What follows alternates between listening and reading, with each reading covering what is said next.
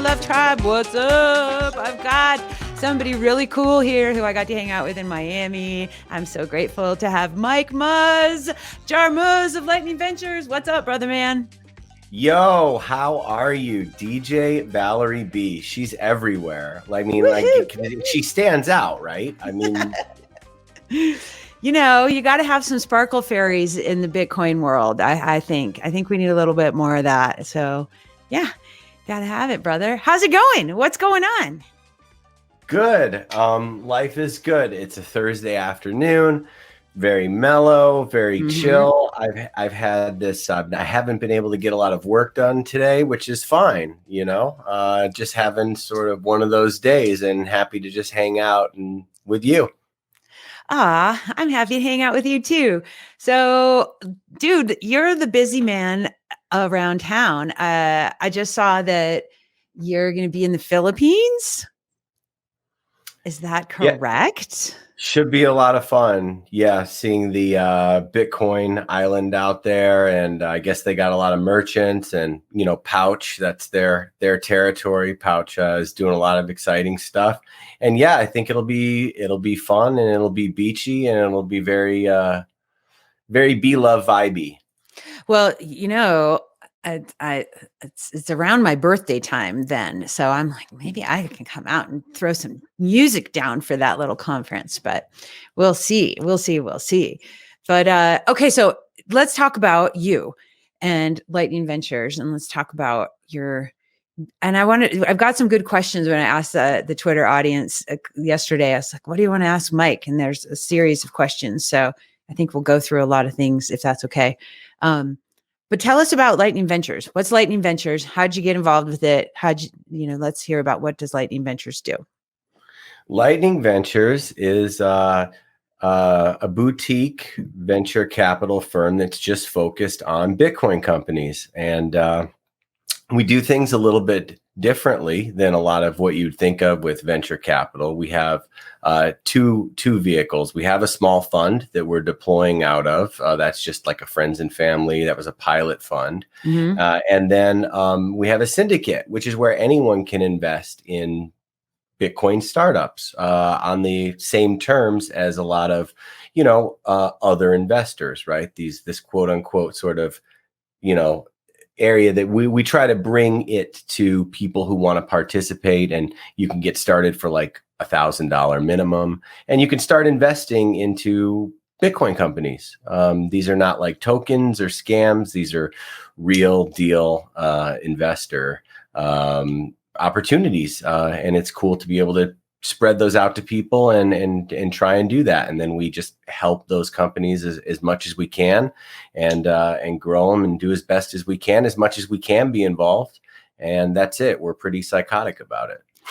Yeah. When I got to see you in El Salvador with you and Max, we're up there talking about investing in Bitcoin companies. And I was like, okay, I got to meet this guy.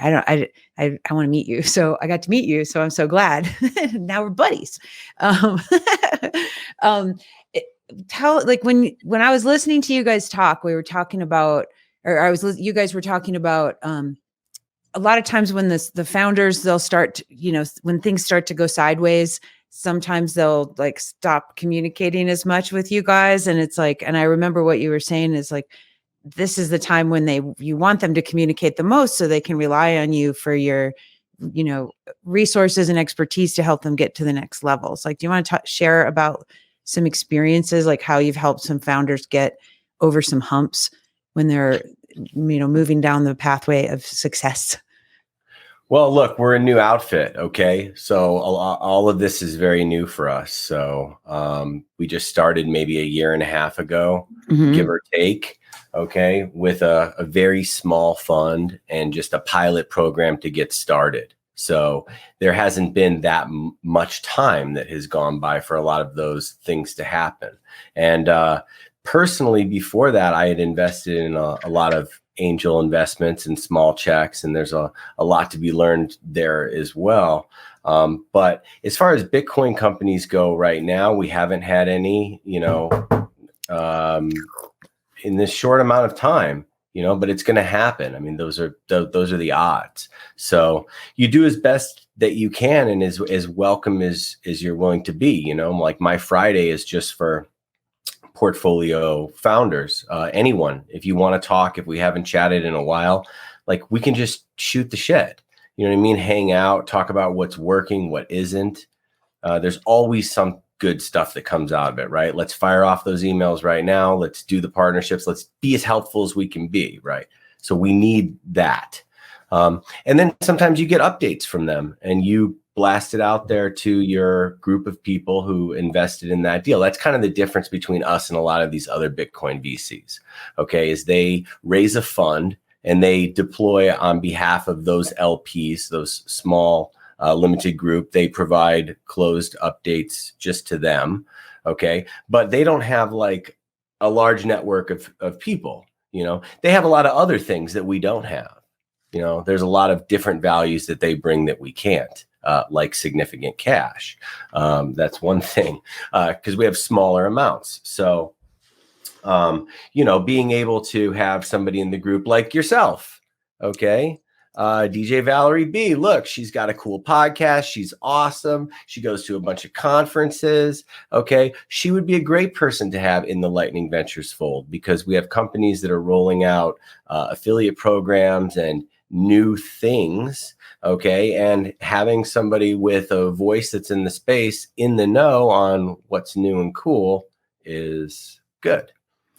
And like, how are you finding like the people who are showing up, like somebody like me, I'm just a little pleb, like, because it seems like you've got a good group of people who are excited to start learning about investing in Bitcoin companies who aren't, like Michael Saylors of the world, like, but just normal people like me. Like how are you finding their engagement, like along the pathway to learn how to be a Bitcoin company investor?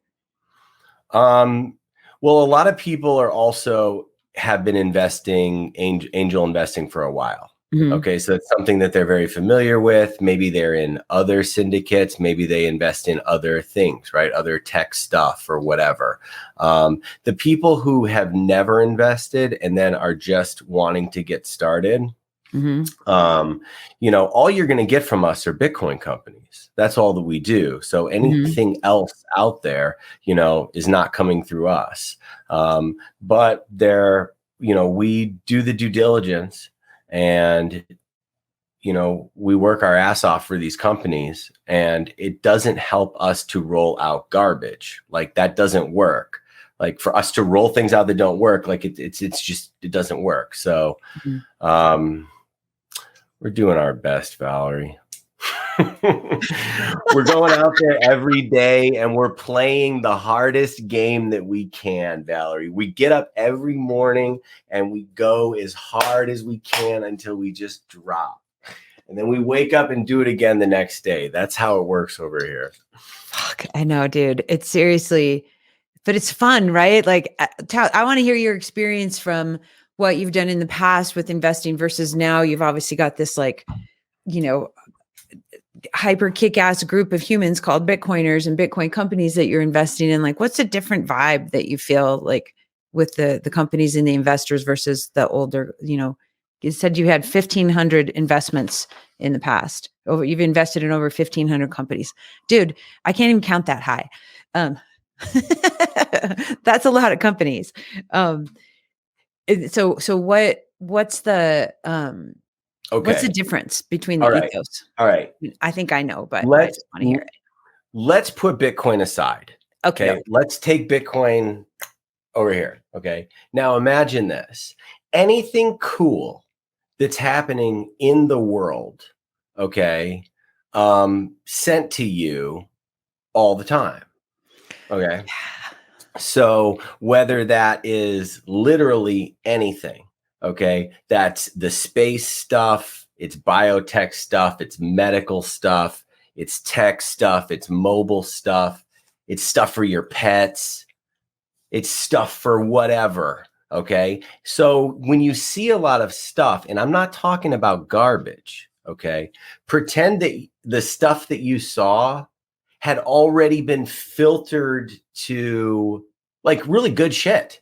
good opportunities. You can look at signaling, you can learn about angel investing, you can look at co-investors, you can look at pedigree. As you level up your education, okay, and then you start getting sent really cool stuff, you just start participating. And, I know what you're saying, you can't count that high, but there's so many things all over the world, right?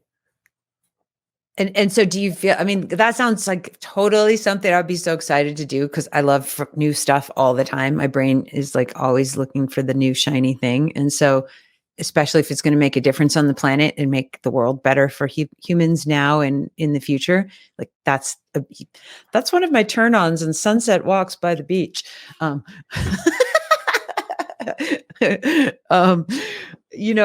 mean, that's got to be exciting for you. You're not having some everyday, just like, okay, I'm going to get up.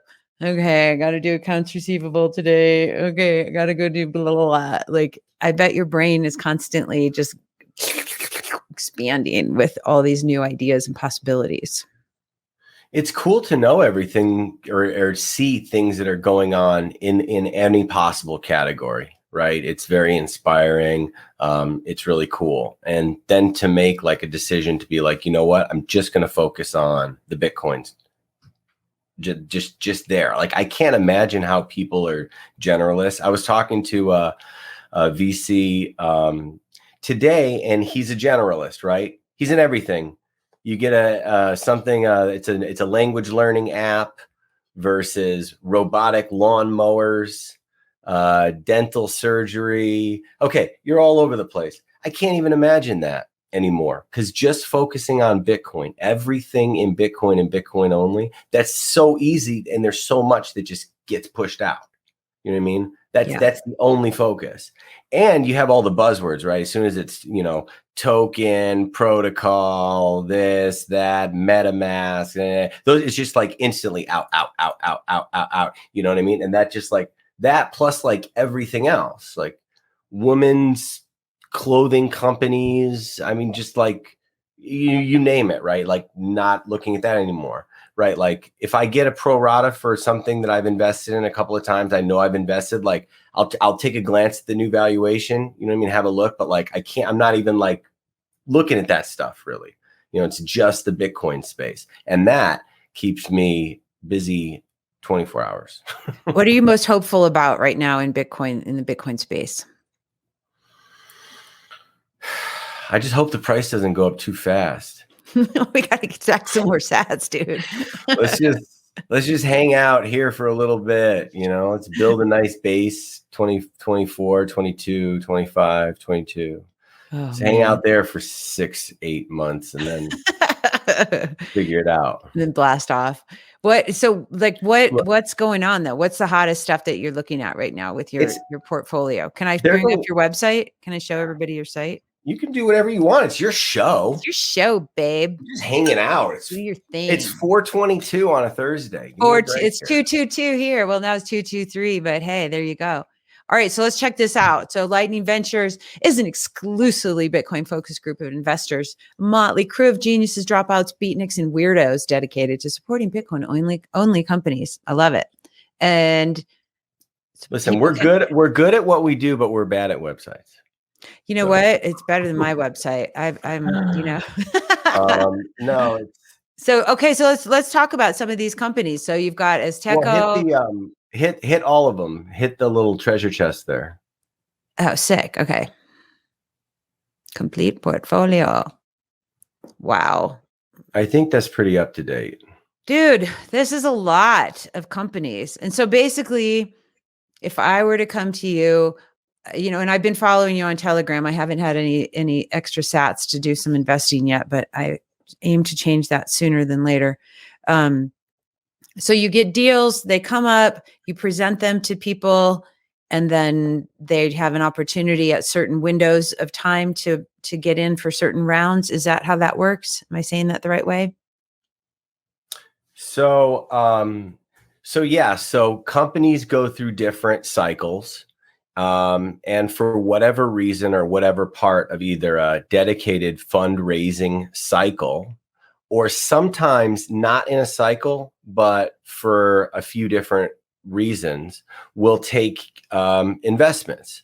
Okay. So if we're investing through our fund and we have this network, we're able to secure an allocation and then have people participate.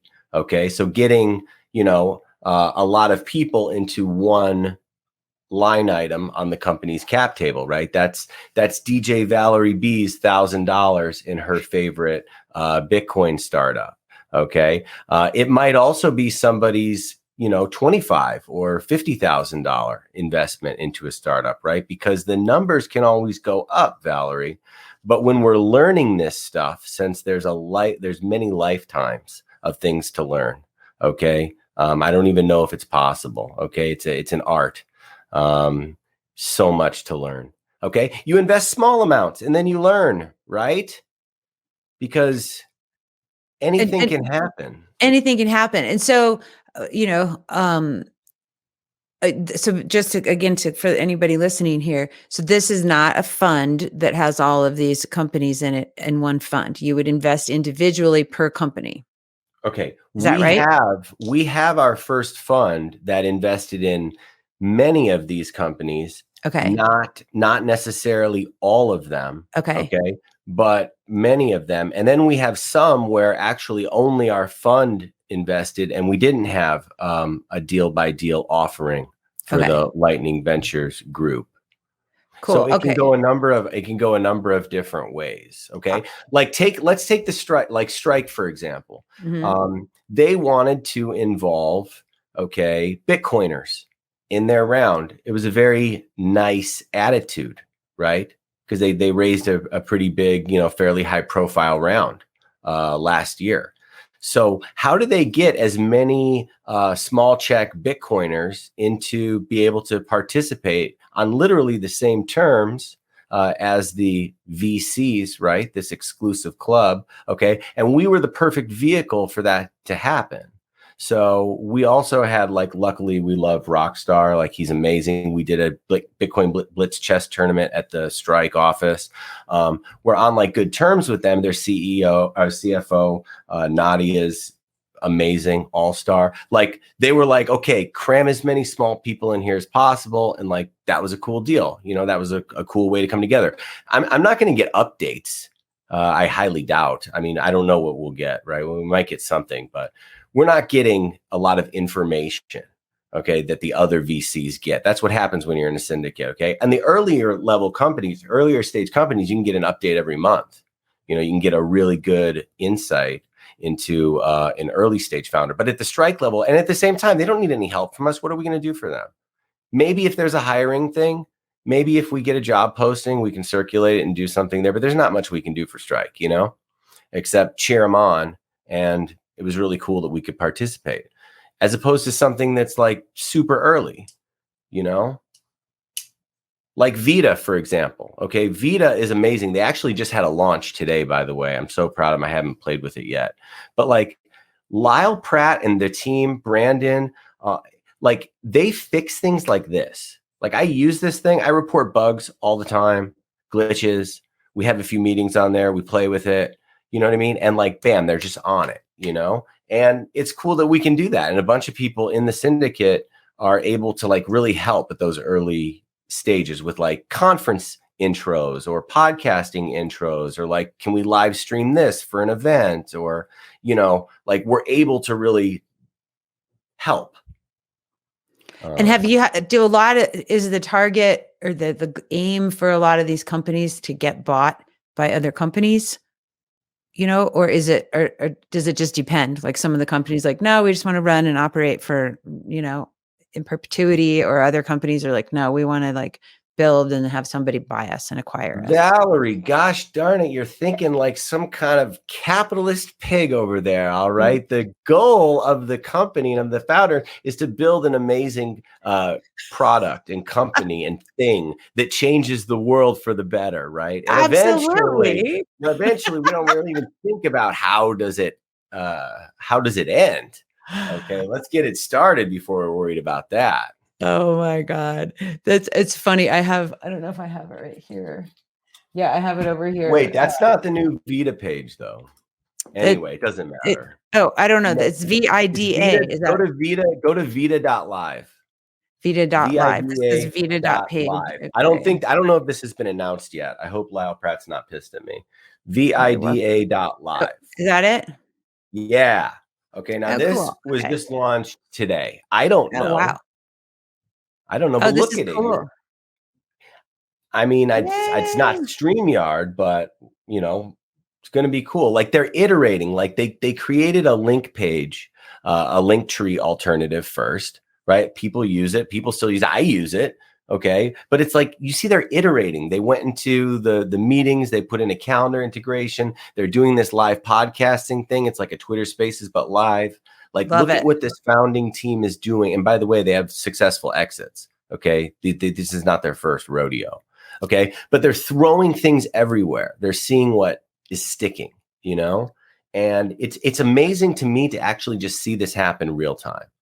Like we've How do you known think this is going to, what somebody asked about your thoughts about Noster? Like, how do you think something like this and like what's going on with Noster are going to start fusing as we go forward? No idea. Nah. I mean, couldn't are tell you you. up in the whole Noster situation, or what's your jam over there? Well, first off, we have a company that's pivoting into it hard right now, number one.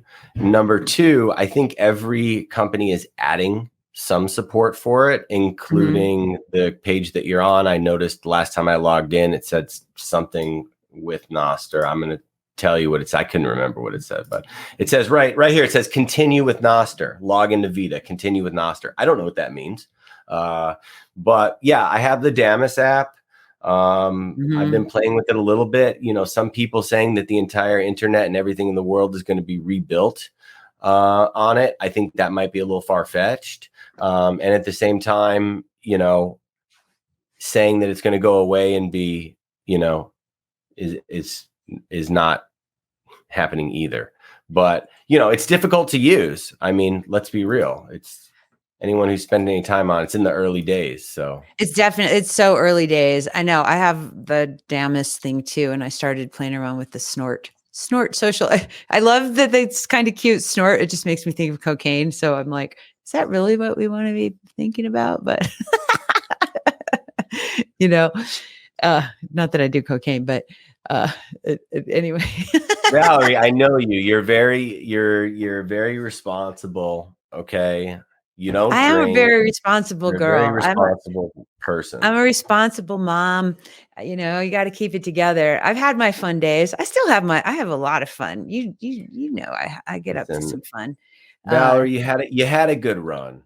Okay. Hey, dude, that was training. All that was training for the real marathon. Now I'm a Bitcoiner. Now I'm like ready. Got to get myself in shape to go like get out there on the road and go, oh, Bitcoin. You know, the second half of life, I'm telling you, it gets better. It gets so much better. It really does. I love it. Okay, enough about that. But okay, so Noster is obviously something that, you know, we're all kind of taking the time to dive in. Some people are going really deep and some of us are like scratch and sniff, you know. But I think it is really interesting. You know, I'm looking at like just being over on Twitter and I'm like, am I getting anybody's posts? Like, I'm not seeing all the people I usually see. And are my posts even getting out there? And it's exciting to start thinking about our communication not being censored, you know, and that makes me feel good. It's early and we don't know how it's going to go for the user experience, but at least something's changing a little bit, you know? So I don't know. I like that. It's inspiring and hopeful. Well, I've got one for you. Bring it. One of our companies is pivoting. It's in test flight right now. It's called Current. Ooh. Current. Is that on your website? No, it's not. We didn't invest, but not yet. This is a brand new thing. Okay. But you should totally play with it. I think they're pushing an update this weekend. Is it an app? Like I can go to the app yeah, store? Yeah. No, it's a test flight. It's a test flight. Oh, in test flight. Um, Okay. yeah. But I have let me test see what flight. Yeah, if you send me the thingy. yeah, I will. Okay. Current. Get Okay. current. What's it Yeah. for? It's a no stir way that you import your private your NPub, and like it automatically syncs with everyone that you know on Twitter already. Like you Oh. do that process, so you're like already like connected to the people, and it also has like a Bitcoin wallet built in, and like they're doing other stuff. So they're trying to go that route right now. Oh, dude, that would be great. Because then I don't have to go like, here's my little pub thing. Come follow me. It helps you find people. Yeah. It's yeah. Okay, Anyway, cool. Yeah, that would be great if you send that. but I'm Is new this to the it. I'm thing? playing around in it, but you know. Is this the exciting news you said you were going to share with me? Or are we saving that? Does that sound like exciting news? It's exciting to me, but That's not exciting. Come I'm on old. now. That is not exciting. Okay, are you ready for the exciting news, or do we want to talk about other stuff and then you're going to have a build up? Should we tease It's it? not Tease the audience? necessarily okay. It's not necessarily exciting news, but it's exciting to me, which is we've locked down a shindig that we're doing in Miami on May 17th. It's going to be fun. Okay, good. Okay, Okay. good. It's going to be live music. Yeah. Okay. From some of our favorite Bitcoiners and anyone who happens to turn up, and we are going to have so much fun. It's going to be killer. Awesome. And so is this can anybody come, or do you have to be a Lightning Ventures investor or founder or part of the companies? Like who can come to this shindig? Well, I have no idea, and we have to figure that out because it's Okay. a really small place. Okay. But we'll figure it out. All right. I'm not Awesome. sure. But it's going to be fun.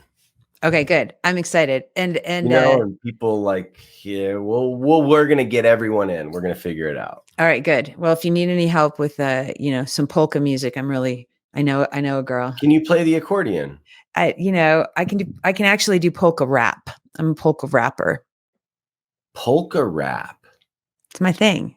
Did we not talk about this before? I've never heard of polka rap. I'm Polish. Come on, you got to have some polka rap.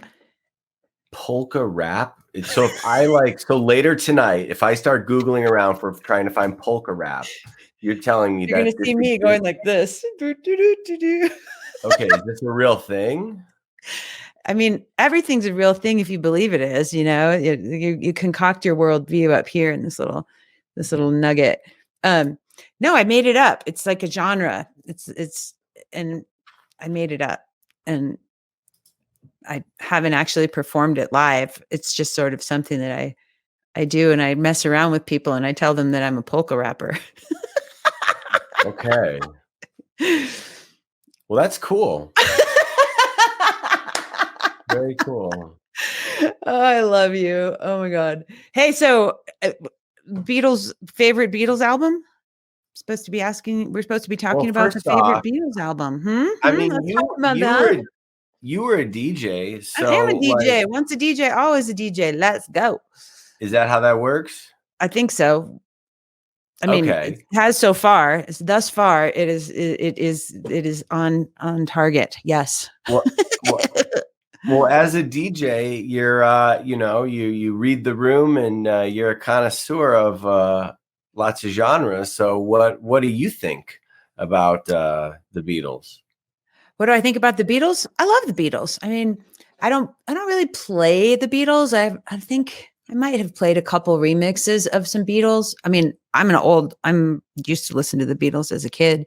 But yeah, I don't know. What's your jam? What's your fave? Is it the Beatles? Did you ever hear the Gray album? The DJ Danger Mouse mixed the White album with Jay-Z's Black album. Have you ever heard that?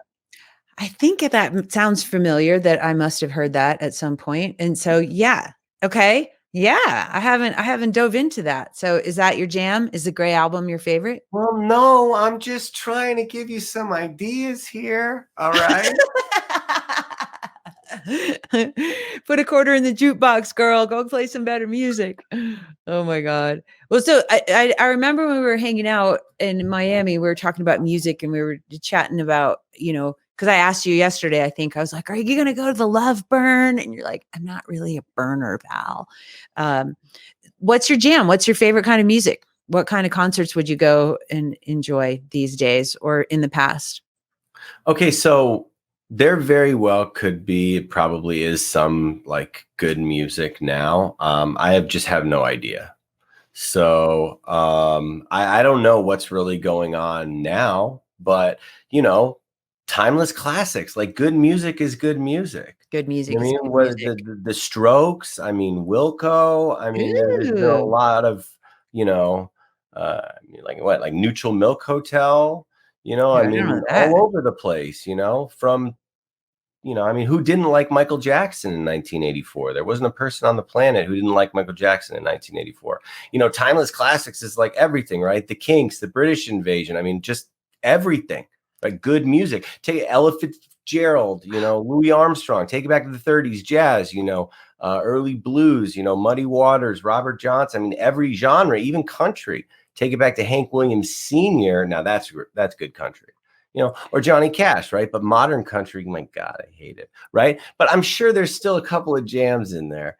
You know what I mean? If you really dug deep, there's got to be something going on with modern country, but it's just so terrible. Do you know who Or just even turned 90? Do you know who just turned 90 years old and performed? Or I don't know Dick if he Van did. Dyke. I don't know if he had the performance yet or if it's coming up. Willie Nelson. Really? We got to see Willie Nelson for his 80th birthday in New York at the Hard Rock. And Wow. I know. The dude is 90. And I'm like, you and Snoop Dogg and Woody Harrelson are kicking it, man. Smoking the weed. What's up? Is that crazy? Like 90 years old and he's out there. I think they're going to be doing this big, they either did it or they're going to be doing a big event at like the Hollywood Bowl and with all these other stars, and other different types of musicians to perform with him. And I'm like, that's pretty badass to be 90 and still like rocking concerts. Yeah. I mean, how many 90 years old? I don't know anybody who's 90. My mom's 81. And I mean, she's lucky if she can like walk down the grocery aisle, so it's just like, that's pretty cool.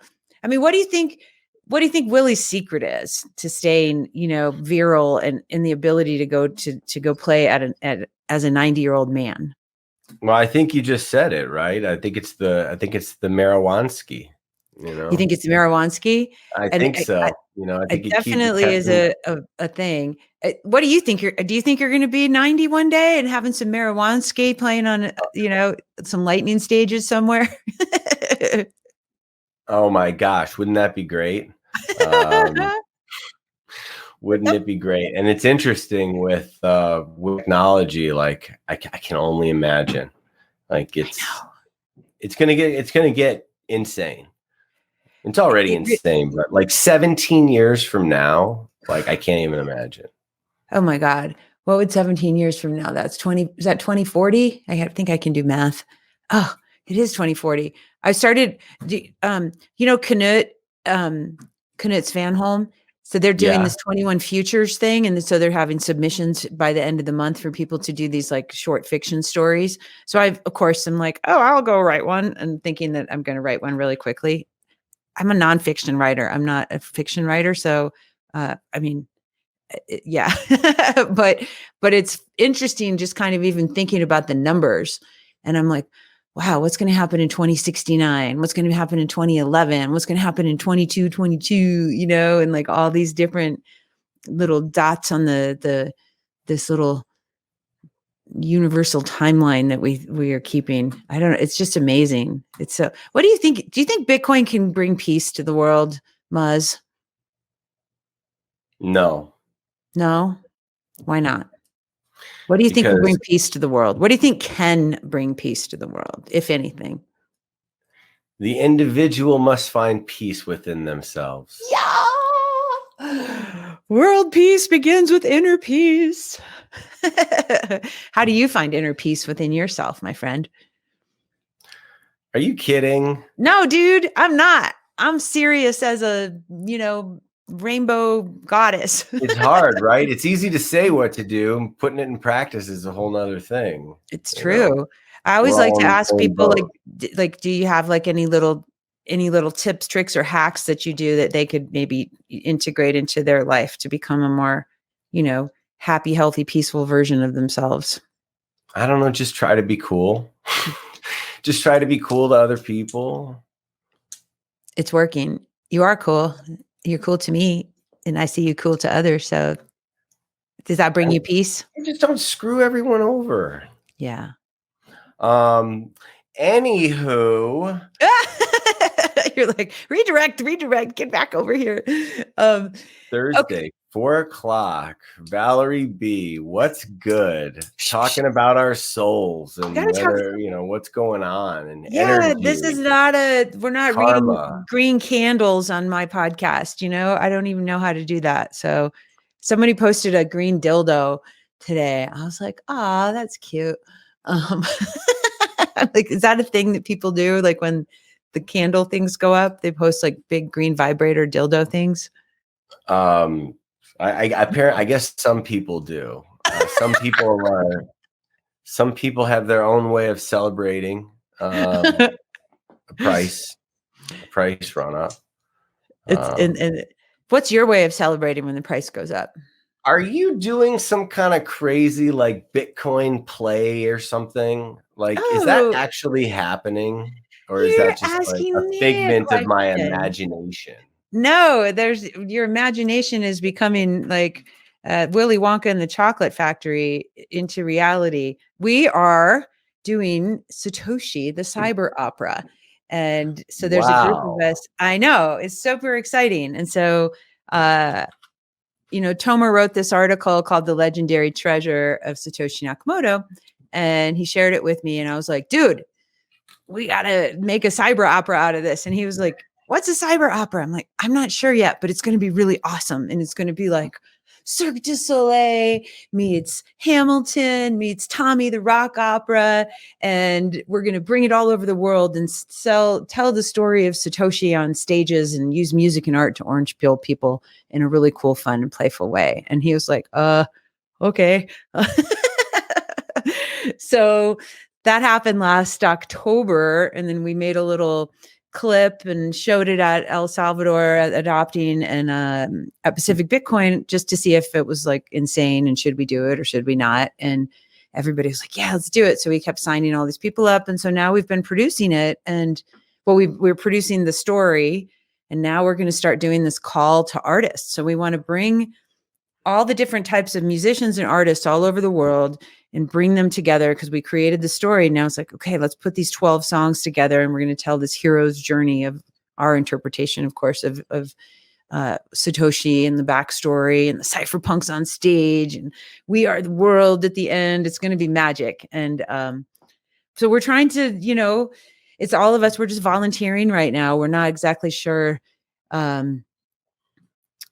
like we have Pacific Bitcoin. Corey said that we could perform it there if it's ready by then, if it's not completely ready, then at least we'll have like part of it and we can do some presentations and share it with different Bitcoiners. Cause we think Bitcoin obviously doesn't have a marketing department like other, things. And so I'm like, well, let's use our skills and talents as artists. Cause I'm not like an economist or a financial advisor person. So I'm like, what can I do to contribute to Bitcoin? And I'm like, I can use my skills as as an artist and sparkly, cheerleader person and hopefully get the word of Bitcoin out to different audiences that may not get it in the traditional means, because I think about where are 50,000 people gathered, right? They're at music festivals. They're excited. They're happy. So why not give them a beautiful piece of work and art for them to experience and then have some good messages to orange pill them at the same time. And so that's kind of the theory. And then the other part is, let's get A-list artists on board to help them, have them come and remix some songs or write some original songs or contribute some original art so that their audiences of, hopefully large quantities can also get orange pilled through this experience. And so, yeah, it's been like a really cool project. And so now we're at the point where we're going to, we're almost ready with a couple decks to like hand out to the artists and then try to go get on some conference stages so we can start talking about it and getting some feedback and, raising some money to make it happen. So that's what we're doing with Satoshi, the cyber opera. So I've never heard of this big, elaborate, display thing. Like you showed me something on like Instagram or whatever, and it was like ridiculous with the scale of these things. Dude, wasn't that crazy? That was down in Tulum. And so that was at I think it was called Zamna. And so that's the kind of vibe we want. We want it to be these big, giant super screens, and so our minimum viable opera is going to be something that can be projected on, any kind of big screen with a DJ and a VJ. A VJ is like a video jockey, all the way up to where it's super elaborate on these monstrous stages with performers, fire dancers, and singers. So it's like we want to create this in a way so that other performance companies all over the world can take it and translate it into their own language, remix it a little bit, obviously keep the integrity of the story that we've created. But Orange Pill their audiences, and then that to me would be really special. And we're talking about on September 7th, which is like Bitcoin adoption day in El Salvador, like Freedom Day. We're thinking, what if we had all these different performance groups all over the world every year, in addition to touring and getting it, throughout the year, but wouldn't it be fun if they were all having like this celebration each year and performing it on their stages? And then we kind of link up and have all these live streams together and really kind of create this decentralized opera all over the world. So I think that's part of the dream. And that was inspired by Chris Decker with Earth Dance, who did this like global dance for peace. And he had all these different festivals and dance parties all over the world, and people would play this song called Prayer for Peace. So it was like, 10 o'clock at night in California and 2 a.m. in New York and and all the dance floors would play this song. And we threw a couple in San Diego, and I've gotten to go to the main ones. And I mean, not a dry eye anywhere, because everyone's realizing like we are all linked up in this moment in time around the planet playing this song. And our hearts are intending to put some love and peace out there and to receive some at the same time. And it's just such a beautiful sentiment, and I feel like that's what Bitcoin does for me in my heart. Cause I think of all these nodes lit up all over and all of us human nodes lit up all over, and we're all stoked, right? We're like, yeah, let's go. And so it's just so magical, like how music and Bitcoin to me come together. And I do think Bitcoin can help bring in a new era and engage more peace inside of ourselves, and realize that we can have a hopeful future. Ta-da. Are you frozen, Muzz? You're a little kooky, but that's all good. You got a good soul, a good heart. You got to have some I can't wait to check this thing out. It's going to be great. Okay. It is going to be great. And it's just, it's a work in progress, and it's really beautiful. And the energy of everybody coming together and putting their hearts into it has been really nice, and just meeting everybody and seeing what everyone's different skills are that they want to contribute. It's been, it's just been really rewarding so far. And it's only been a few months, so it's pretty cool. Okay, let's come back. I want to come back to you, sir. Me? Yeah, man. Do you want to answer a couple questions from the peanut gallery on Twitter? Sure. Yeah. I mean, there's a few of them. You can decide what you want to answer. What are you doing in Miami here? Don't you have some event coming up or something? Did you find a venue? Isn't it you're in charge of like a woman's thing? We're working on that. Natalie Brunell does a ladies brunch. Well, she did one last year, and I got to go, and it was wonderful. Can guys go to that? It depends on what you're wearing, I suppose, and what you want to have your pronoun be for the day. Sure. But I went last year. Spetsky was the only guy there. It was hilarious. Yeah. Spetsky was like, I was like, what's up, pimp? That's so funny. But it was a nice event. It was just nice because obviously, we're kind of outnumbered by all you gentlemen. And it was just sort of like, oh, cool. Here's like a little hang session for the girls. And So yeah, when I came out there like a couple weeks ago or a month ago, whenever I was kind of scouting a couple of venues. And so Jason actually sent me the Savoy. He said the Savoy is a good place. Never heard of it. You haven't heard of it? The Savoy? He said I have a call into this woman. So I'm trying to get numbers. So Natalie's obviously a busy lady and I'm just waiting to hear back from her. Are we going to do this or not? So I'm the wind beneath the wings. I just want to be a helper, make it happen. But yeah, the whole other party part, I don't know. I think we decided just like if anyone else is doing parties, we'll just help support their parties instead of trying to throw one at this point. I think we're all kind of tapped out with our energy and resources. But so if you need help with your event, I'll help you if you want some help. Right, cool. Yeah. Okay, but dude, check it out. Okay, so here's a couple questions and you tell me if you want to answer any of them or okay. What are the most interesting projects worldwide involving lightning? Let's see. Have you heard of STX and what's your opinion? Should a non-accredited pleb try to invest in Bitcoin companies as well or just stack sats? I think that's a good question. That's a good one. Yeah, I like that one.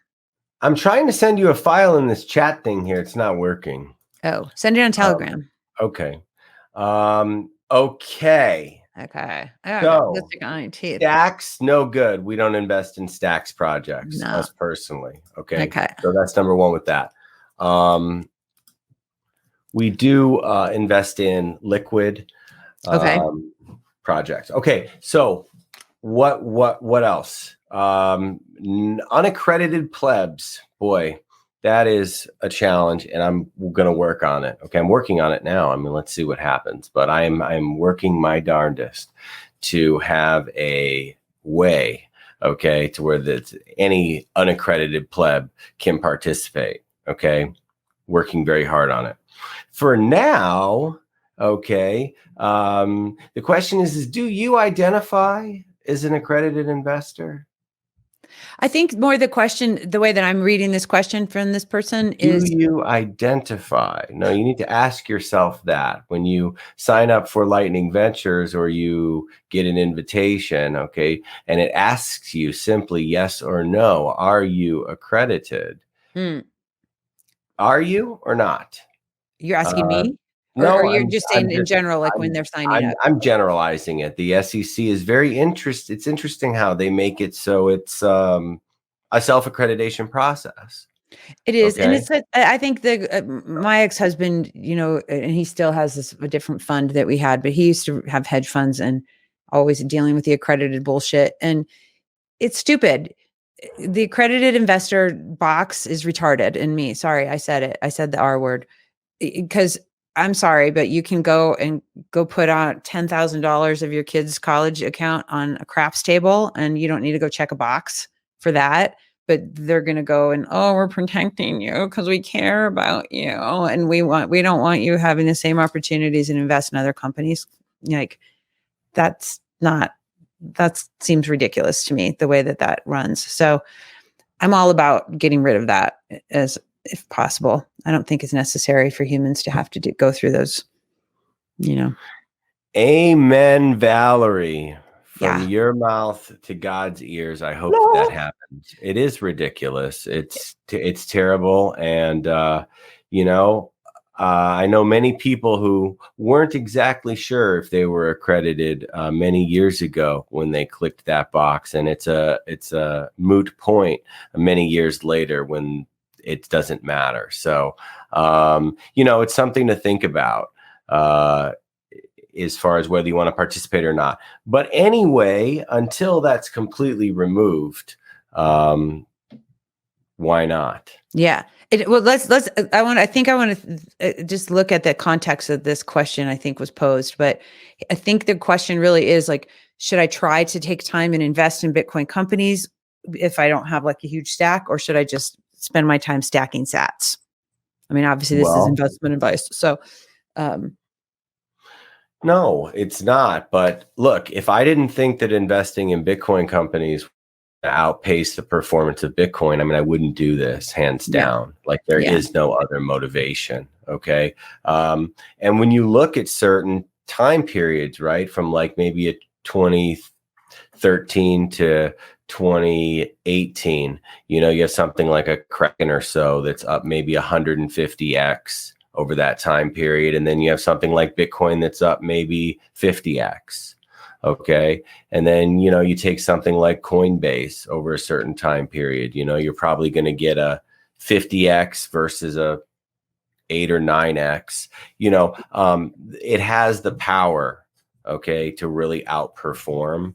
Okay. One of our companies going and doing a 10x is a much easier than Bitcoin doing a 10x from right here. Okay. I mean, one of these companies that are on a mission to change the world, okay, Yeah. or build big things. All right. Even like a Start9. You know, if that works, you know, it's gonna outperform, like bigly outperform, you know. And at the same time, you know, we all know likely Bitcoin's not going to zero. And there are a lot of stories and things that happen when you have humans and startups and emotions and founders, and can they deliver? Can they not deliver? Can they get out of their own way? Like your very first point you heard in El Salvador, do you leverage your investors? Do you talk to them? You know, how much do you keep them in? You know, these are all learnings, and we're all learning as we go, right? Yeah. So, you know, if you invest $1,000 in a startup, and you have the original reason why you invested, your thought process, and then you can really start reading what you get on updates, like what is going on. Is it hard to hire? Is it hard to execute? Like, is it regulations? Like, what happens? You know? Yeah. It's interesting. How do VCs get paid? Like, how do you make money? Well, I need a job, actually. I mean, if you know of someone who's hiring. Someone just started. I just saw just like an hour ago before we started this. He's starting like a Bitcoin. What is it? I reposted it. It's like a Bitcoin placement agency for businesses. Maybe this would be a good business for you guys to get him rocking. Let's go see. Wow. And you know what? Right? You facilitating that intro between myself and the gentleman running that project is what we call a scout program. Okay. You just participated. Yes. And if we ended up investing in that project, okay, and funding that, you would get a percentage of that deal because you made that introduction. How cool is that? Look at that. You just busted into Bitcoin VC like that. DJ Valerie B, there she is, venture partner on the rise, making it happen. Dude, that's really cool to know, because I mean, I love being a bridge and a dot connector between awesome, cool people. And if it's a win-win, obviously for everybody, that feels even better, you know? And so I'm really, I do need to start complementing my income streams. And so that's neat to know that could be a possible way to support, you know, my children and other businesses and Bitcoin moving forward. So cool. Okay. Oh, you see, my dear, what you said would not be 100% correct. Now, okay. The reality of it is what you would get is a percentage of that deal. Okay, so you're planting what could be very nice oak trees. Okay, for the future. Perfect. Okay, but it doesn't really. You're not really eating it in the ways of like income. Right. Okay, so cool. But that's okay. I like the idea of I'm an acorn kind of gal, and putting the acorns are where the oak trees come, right? Acorns and oak trees. Look, I'm not a scientist. Okay. All right. I'm not a brain surgeon. I'm not a scientist. Okay. I'm not a rocket scientist. I don't know about acorns and trees. No, but that's really cool though. I love that. Okay. No, that feels really neat. Okay, good. Thank you for letting me know about that. What do you need help with right now, Muzz? How can I help you? How can you help me? How can I help Lightning Ventures and all these Bitcoin companies? I mean, I know you do a huge podcast with everybody all the time. I know you've got stuff. So it's yeah, huge, right? We're big content creators. I'm like a tiny potatoes, you know. So That's hard to do. Look, trying to scale and get to like the next level is a challenge. I mean, I'm playing around with this podcast stuff. It's a complete and utter waste of my time. Like I have like what I should be doing all day to do what only I can do. Yeah. And then I'm like, oh, what's vidIQ, and start screwing around with YouTube shit. And then all of a sudden I'm like, wait, I'm not getting any work done because I'm like, what the freak is, a little tag or something. And I'm like, what the fuck am I doing with my life? But you need somebody to do that. I don't know how to do any of that crap. So I don't know. I'm trying to find people that can help with all of that stuff. And there's a lot of operations. Like we're going at a pretty good clip. I mean, we've got 3 live deals right now. My entire Friday is trying to meet with founders that we're already invested in. There's a lot of partnerships. There's a lot of ideas. There's a lot of good things between these companies. They're not all out to kill each other. In fact, most of them aren't. Okay. And even if they're in similar lanes, it's usually there's a lot there. So that's what I really want to focus on. And then, there's a lot of other stuff, right? Like our website, you saw it. We need like a real whole shebang, but it works, and it is what it is. And we're doing the best that we can. But you're in our group already, which is great. So you're getting the emails, you're like in the fold. Okay. Networking. It's like great to have you just in there. Okay. And anybody who, can add value. I mean, we have a little application, right? What's your superpower? What are you good at? I was talking to a guy today. Can I just go on a tangent? No one's listening. No one cares. Do it. No one cares. This is you and I right now. I love you. It's just us, man. All right. So listen to this. So I do this call with this guy, right? New in the Lightning Ventures group, wants to hang out. Did a 15-minute call today. He's like an ad, like Whiz. Okay. Nice. And one of these big platforms, like a Taboola, Outbrain, these type of things, right? Like we're working with Slice. It's like a Bitcoin ad tech company. Like I'm super pumped on Slice. Like this is like the perfect person for them to talk to. And I just randomly did, a get to know you 15-minute call with this dude today. Like I'm setting him up with the CEO. They're going to have a great conversation. It's going to lead to, hopefully, it's going to be great, right? So that's what you do all day. You're trying to help, you're trying to help. Yeah, it's fun, man. It's definitely, I love what you do. I'm very intrigued by it. I remember when you were on the Bitcoin View with all of us Bitcoin ladies, like a month or so ago, or when my mind is horrible with time, but I was just like, I like what Muzz does. It sounds really interesting and very, very just constantly moving, growing and moving and expanding and all these parts and pieces. And I think it just seems like it's suited to the kind of personality I have. So I want to learn more. I love learning. I can't stop, won't stop. Ooh, ooh. Let me ask you this. Like, is there, I remember, and still to this day, with my ex, with the fund, it's always that balance of like, capital and deals. Right. And so do you find that you're in pretty good balance, or you're always like, oh, we're always looking for money, or you're always like, oh, we got so much money, we need to go find more deals? Or are you kind of, is it sort of just constantly going in all directions? Okay. So this is interesting because we are doing things different than a lot of our peers, right? The other Bitcoin VCs, Ego Death, Hive Mind, Elzante, Time Chain, Stillmark, the Bitcoin only VC crowd. Mm-hmm. Because we have these opportunities for other people, and I'm trying to leverage that network. Like I want that. That's where really what I'm focused on. Okay. Mm-hmm. So we do have more of an ebb and flow. Okay. These other funds, they raise 20, 30, 40, or maybe they raised a bunch and they're still raise a little bit as they go. Okay. They're still within the period, but like they raised and then they're deploying, and then it's a different deal. Got it. I mean? So yes, we don't have a big fund to deploy out of. I wish that we did. If we were in the position to lead rounds, that would be great. That would be a next step up. Okay. And we can, in some rare circumstances where it's really early, like we did with Slice, technically, or maybe one or two other very early things where we're the first check. It's an effective, like you're a lead by default, but we're not like coming in with a big check.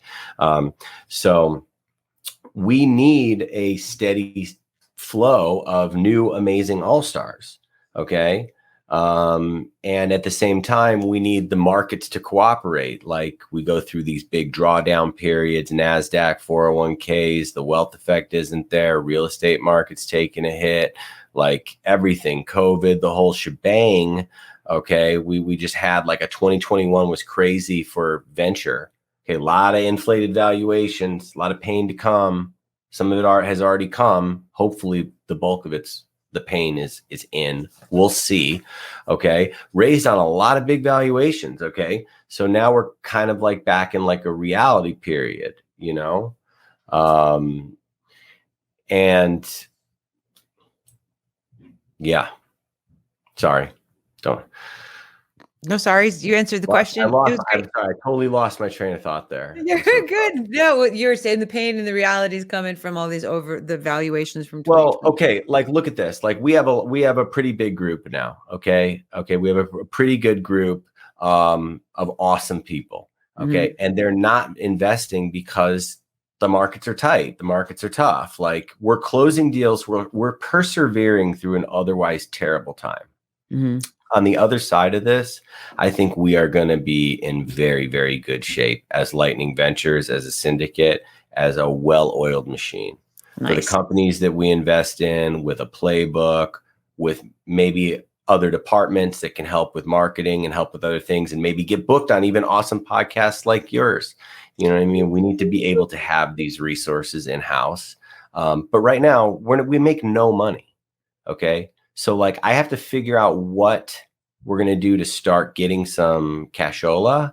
Okay. Mm-hmm. So we can start paying the people that this is all costs money, right? Because the syndicate deals make money. We have carry. We often share it, just like we were talking about with the scout program or other people that help us. We're not stingy with it. Mm-hmm. The default setting is whatever's best for the founder. So we got to get these things closed, and then we got to get on board, and we got to help. So, what do we do? Do we go out and raise a big fund, charge some fees, and do that? That's one option. Or maybe we figure out other ways to monetize what we're doing. I want to ask you about and I want to be mindful of our time together. And thank you so much for spending all this time with me. With going out in this new world that we're dealing with, right? And you said, you had worked in the music industry in the past. Do you want to talk about that for just a second? I'm going to bring it back to Bitcoin, and I'm going to bring it back to raising money. So there is a thread here, I promise. Yeah, I was in the music business for a good chunk of my life. It was all I wanted to do as a kid. Started a record label somewhere around when I was, say, 15 and change, give or take. Went through a whole bunch of stuff. That, and falling into promoting concerts and growing that business, and falling into then managing a band on, we got a major label deal, and then touring with that band to some, for quite a while, as, from everything from jack of all trades, like grow up in a venue, you can do sound, you can do lights, you can, so traveled around with them for a while, and then tour managed a lot of other bands, also did lights and sound depending on, so I spent a good chunk of time on tour. And then after that, that was kind of it. Then did a bunch of other stuff and never did anything with music business again, but certainly ate, slept, and breathed it for quite a long time. And so judging from, your experience in the past and how artists, obviously the whole model of monetization for artists and how they don't get paid much, and just how do you see, obviously we've got the ordinals and the inscriptions and all this kind of stuff coming on now. Do you see that there's a new light at the end of the tunnel for artists and musicians to start, getting involved in their own,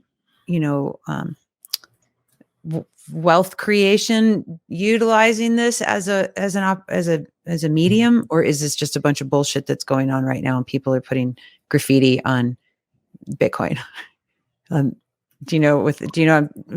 Yeah. There's always like new opportunities for an artist to make money, right? So that's nothing new. Okay.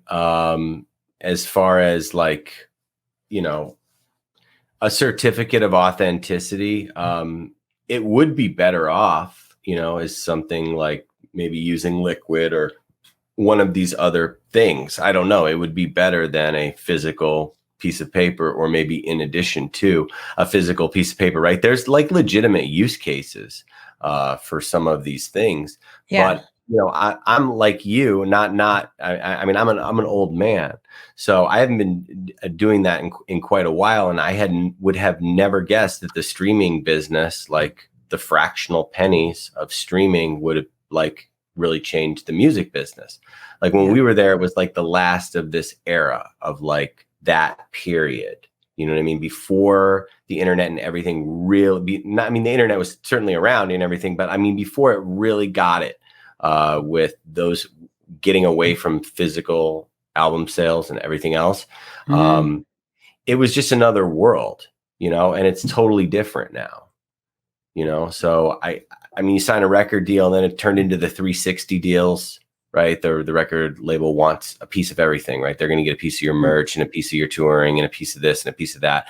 And I think that there are definitely innovations that could be happening in Bitcoin and are, right, with Wave Lake. You can look at them, their music. I think you should totally put your stuff on there.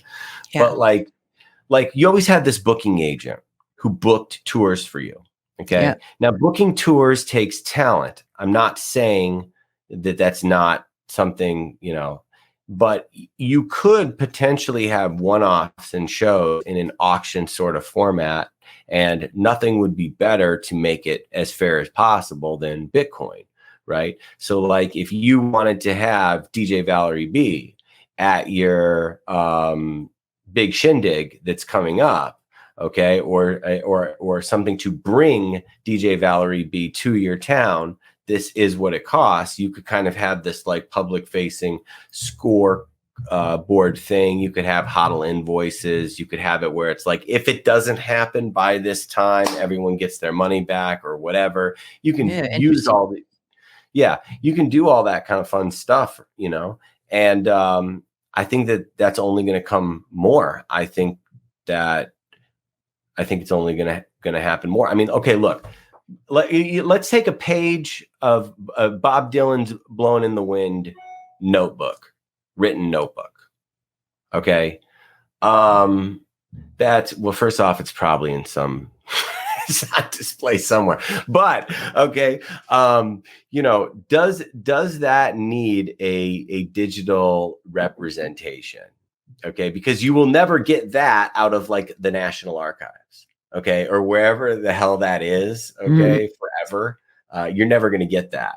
But like, he can't like create that, can he? He can't like recreate this thing. Like even if Bob Dylan himself issued some sort of digital representation of that piece of paper that is in that museum for all of eternity, like, why would anyone want to buy that? I don't know. I know. I think it's an interesting concept that, people are, obviously utilizing and exploring. I mean, I'm not a collector of anything. I mean, I have records, but they were, I'm not like somebody who's got. What about all the men's hearts that you've stomped on along the way? Have you collected those? I am not a stomper of hearts. I'm a lover of love. Oh, that's Muzz. Right. I'm a lover of love. My bad.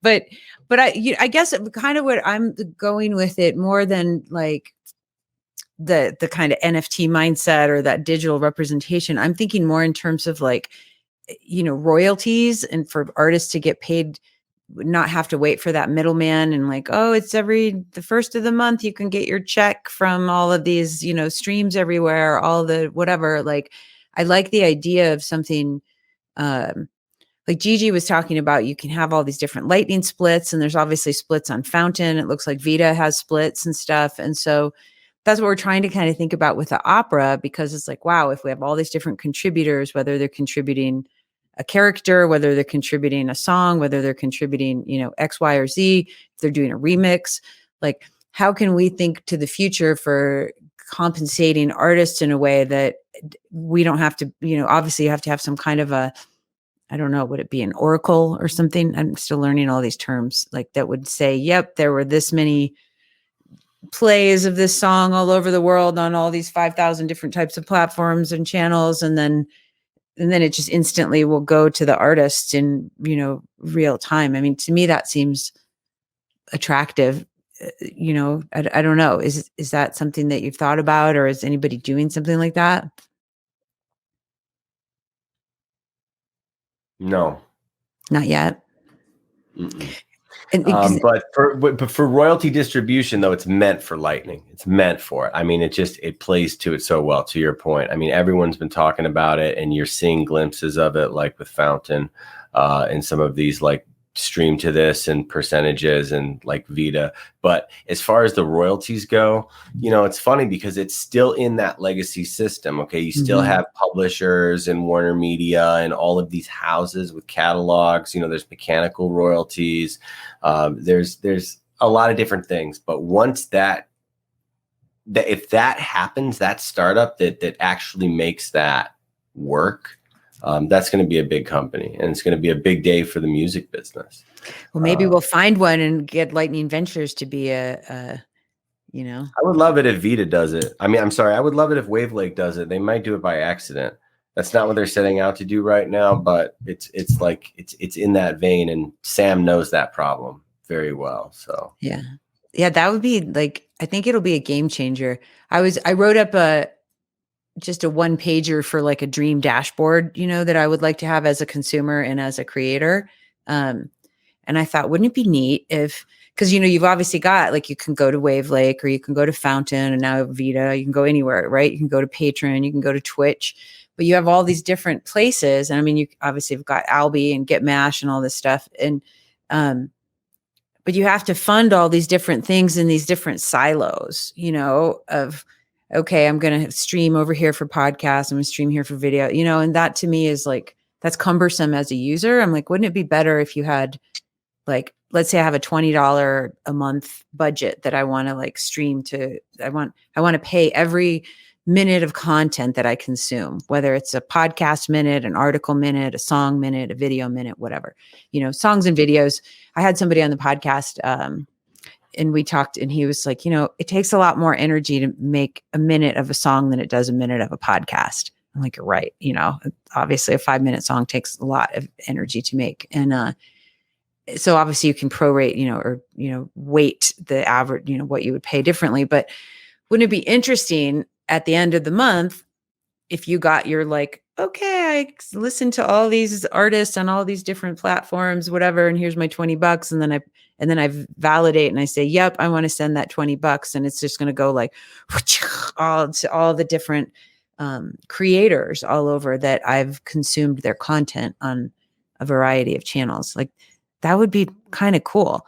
Cause then I don't have to think about like, oh man, did I put $20 on Fountain and I only put this here? And then you kind of end up going over budget, or maybe you just don't even do it because you forget. Do you know what I'm saying?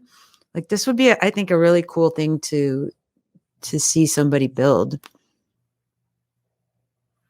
I think, I mean, you don't have to stream sats on Fountain.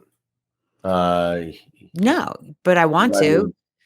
But you know what I mean? Like, to me, instead of giving a platform, I mean, I appreciate platforms because they do a lot of aggregating and they store data for people and make it kind of cool to find new stuff. But if we could take that part out a little bit, I mean, I'd rather that the money, instead of 0.0013 cents per play goes to an artist, I'd rather they get a little bit more, if I'm listening to them a lot more, I don't know. I'm just kind of, and if, so let's say I consume 1,000 minutes of content, I'm just randomly throwing a number and then have a $20 budget. So at the end of the month, it's just going to go to all those 1,000 minutes across wherever. The next month, let's say I only consume 200 minutes of content, but I still have a $20 budget.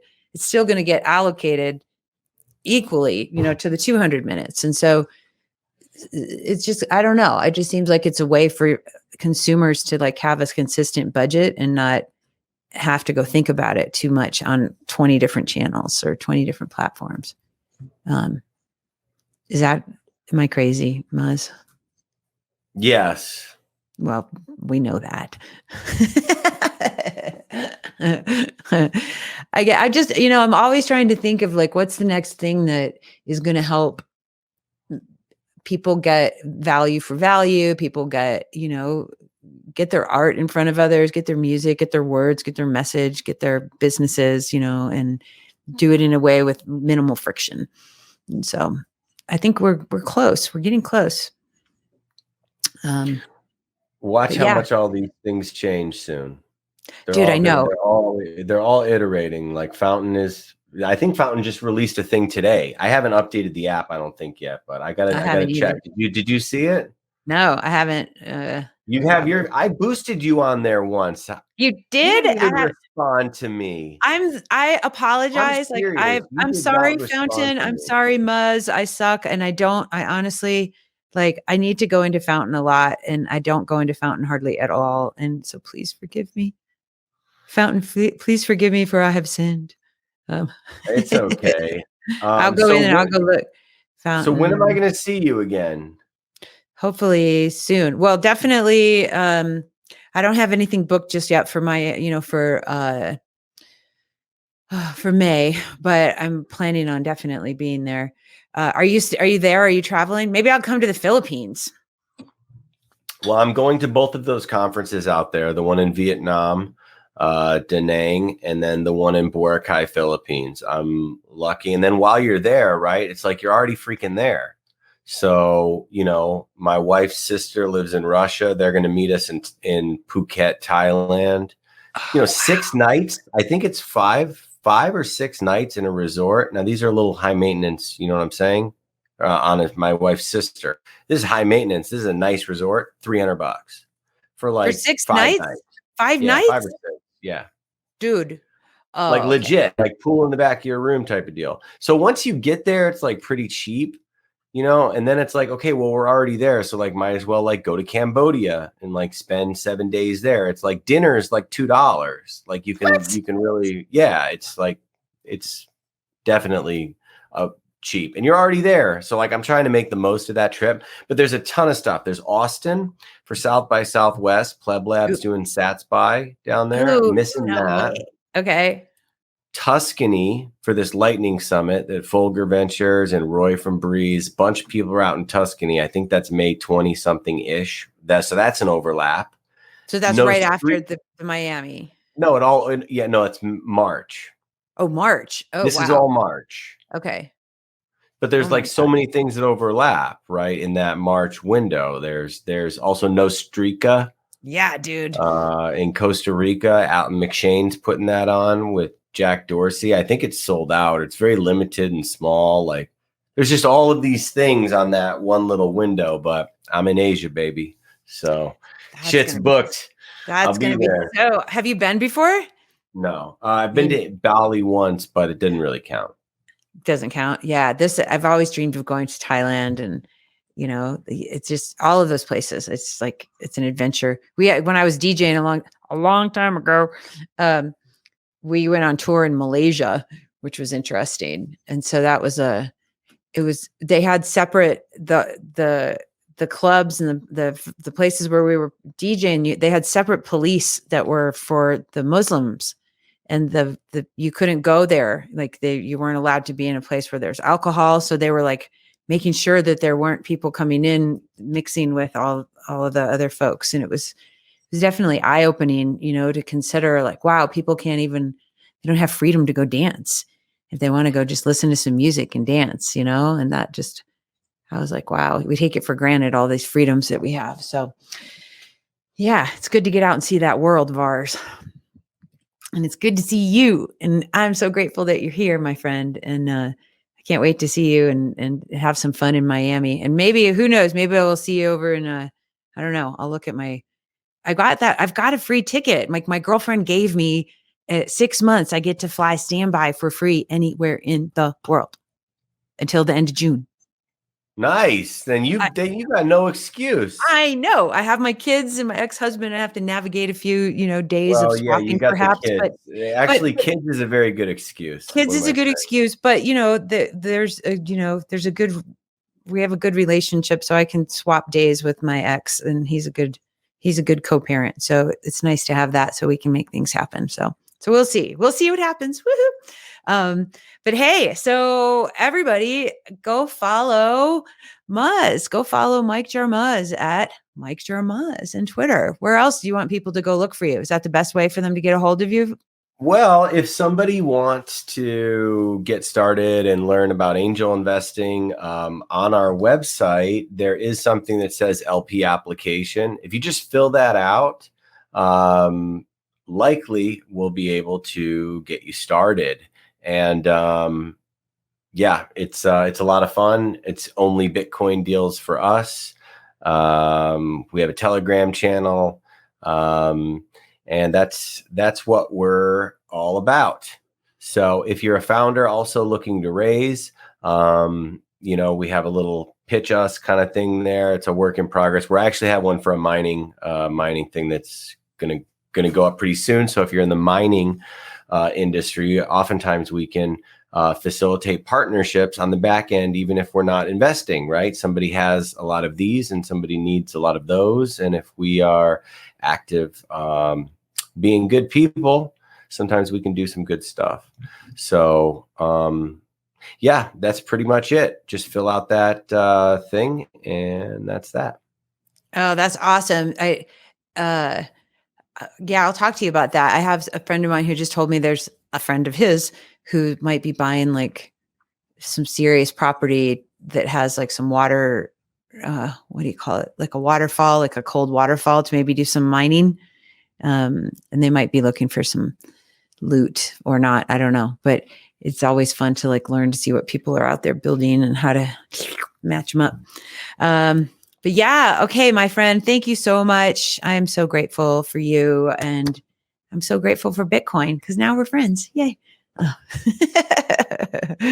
All right, everybody. Any last words other than go to ltng.ventures and go say hey to Mike and the crew over at Lightning Ventures, everyone. Yes. Ask Valerie sometime to tell you about her man burrito.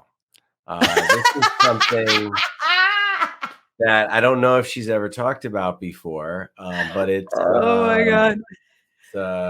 It's Mr. Bitcoin Burrito Man. Mr. Bitcoin Burrito. That's it. He used to just be Mr. Burrito Man before I became a Bitcoiner. Now I'm like, oh God, I can't date anybody who's not a Bitcoiner because they wouldn't want, they would put a ball gag in my mouth to shut up because all I do is talk about music and Bitcoin and love.